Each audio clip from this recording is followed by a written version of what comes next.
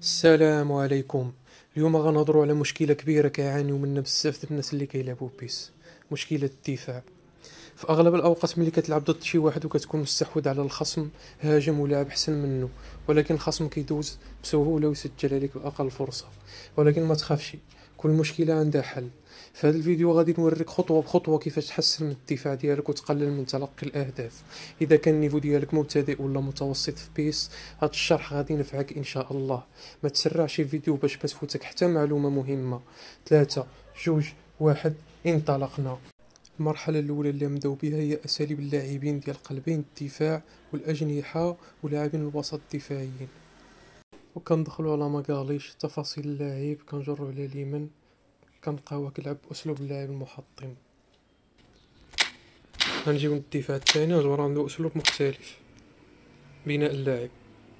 دابا أسلوب بناء اللاعب على من كيعتمد اللاعب ملي كيكون عنده الأسلوب بناء اللاعب كيفاش كيلعب ملي كيكون كتحكم فيه الذكاء الاصطناعي. يعني انت لما كتكون هاجم ما كتحكمش في الدفاع. بناء اللاعب كيتاخر، كيبقى هو اخر لاعب في الملعب باش يقدر يبني الهجمات، فهمتي؟ ما كيتقدمش. الا كان حدا شي دفاع ما كيتقدمش، كيحاول يبقى مؤخر. اما الثاني اسلوب المحطم، فاسلوب المحطم كيضغط.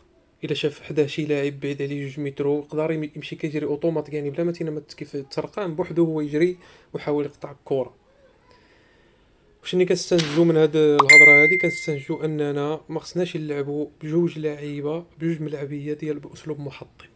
يعني لعبنا بجوج ملعبيه باسلوب محطم وحنا ما عارفين شي، وبجوج بيهم يقدروا يضغطوا، بجوج بيهم يقدروا ملعبيه يشوفوا ملعبيه هيضغطوا.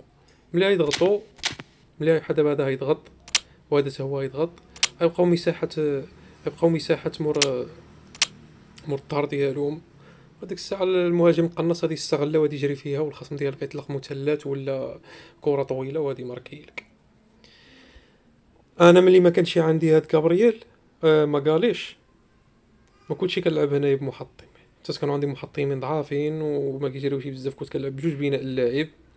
جوج بناء اللاعب شنو كيكون الامتياز ديالك الا لعبتي بجوج ملاعبيات بناء اللاعب؟ انهم جوج بهم كيبقاو متاخرين، ما كيكونوش عندك فراغات في الدفاع. دائما الدفاع ديالك كيكون متاخر.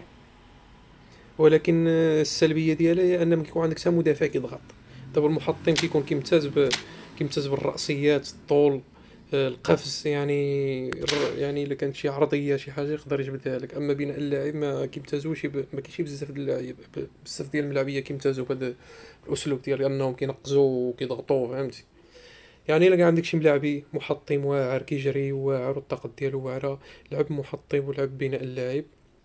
ما كانش عندك شي محطم واعر، لعب بجوج اسلوب بناء اللاعب واختارهم يكونوا سراعين، على الاقل تكون عندهم في السرعه 85، فهمتي؟ باش تقدر في مرتدات ترجع وترد الملاعبيه. اما من الناحيه ديال الاربي والالبي الاجنحه الدفاعيه، فمن الاحسن يكونوا بجوج بهم دفاعيين. الاحسن يكونوا بجوج بهم دفاعيين، بالخصوص الا كان الخصم ديالك كيلعب ال دبليو وبار دبليو. هنايا خصوص يكونوا جوج دفاعيين. الا ما كانوش دفاعيين يتقدم اللاعب الهجومي ديالك، واللاعب الخصم غادي يلقى مساحه هنايا فين يمشي وفين يرفع فين يعرض فين. ومن الاحسن انا واخا كيكون الخصم اللي لاعب معايا ما كيلعبش بالاجنحه، انا دائما هادو جوج دفاعيين وما كنعملش الهجوميين. غنجيو للوسط الدفاعي. الوسط الدفاعي ضروري واحد يكون انكورمان، واحد ضروري يكون لاعب ارتكاز. انا علاش قلت لكم عملوا العربيه؟ انا ما حافظش الاسماء باللونجلي ولا فرونسي، انا حافظهم بالعربيه. يعني قلبوا العربيه عاد مشيو معايا. اول لاعب ضروري يكون باسلوب لاعب الارتكاز. لاعب الارتكاز هو لاعب دائما كيبقى في بلاصتو، ما كيتقدمش بزاف. حتى الا تقدمتي في الهجمه وطلعتي وصلتي للهجوم ويلاه كيتقدم معك شي شويه، كيبقى معطل باش الا جات شي مرتده شي كره هنايا كيقطع هو هاد الجهه ديالو فين كيلعب. وتقدر تما لحداه اما لاعب باسلوب محطم اللي شرحت لكم في حرض ما قاليش، كيضغط يديك الكره، ولا لاعب بوكس تو بوكس كيهجم ويرجع يدافع، يهجم ويرجع يدافع. ولا خبير صنع اللاعب. خبير صنع اللاعب كيلعب في هاد المنطقه، ولا تقدمتي للهجوم كيتقدم معك حتى هنايا. تينا على شنو كتفضل؟ مهم اهم حاجه في هذا الشيء اللي هضرنا فيه كامل هو اساليب اللاعب ديال قلبين الدفاع، واساليب اللاعب ديال الاجنحه الدفاعيه. تكون دفاعي، وهذا يكون اما بناء لاعب او محطم بناء لاعب. ولاعب الارتكاز على الاقل ضروري يكون واحد فيهم لاعب الارتكاز، اسلوب لاعب ارتكاز. وهنايا قلنا بوكس تو بوكس، ولا خبير صنع اللعب، ولا محطم، ولا بغيتو تعملوا جوج ارتكاز براسكم، ها هي جوج ارتكاز، ما يبقاش يطلع يساندو، كيبقاو غير هاد الاربعه اللي كيهجموا صافي. المهم دابا سالينا مع المرحله. المرحله الثانيه كتعلق بزر المطارده.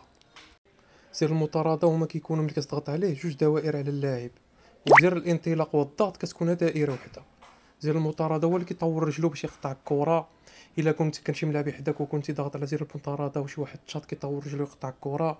اما زر الانطلاق والضغط الدور ديالو ها ملاعبي كيضغط وصافي كيجري ويضغط. خليكم مع الامثله.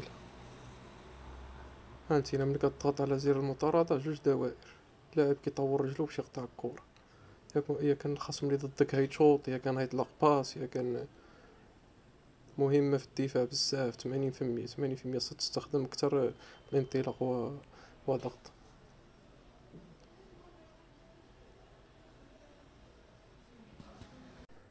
دابا نهضرو شوية على الدفاع.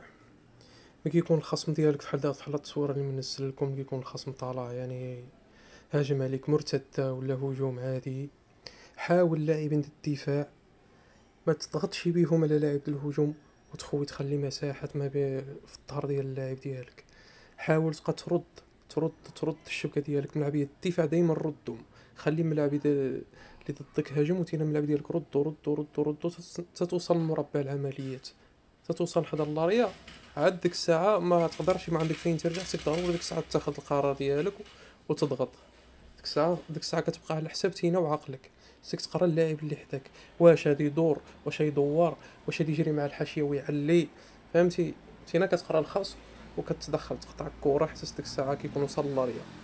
ولكن ما دامتينا الملعب ديالك بعيد على الشبكه وبعيد على مربع العمليات، ما تضغطش بهم. لا جوج لاعبين قلوب الدفاع ما تضغطش بهم، دائما ردهم للور.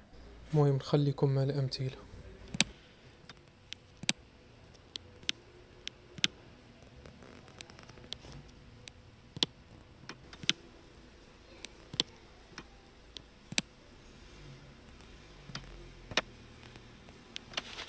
اطلاق يا مبابي يا ودي.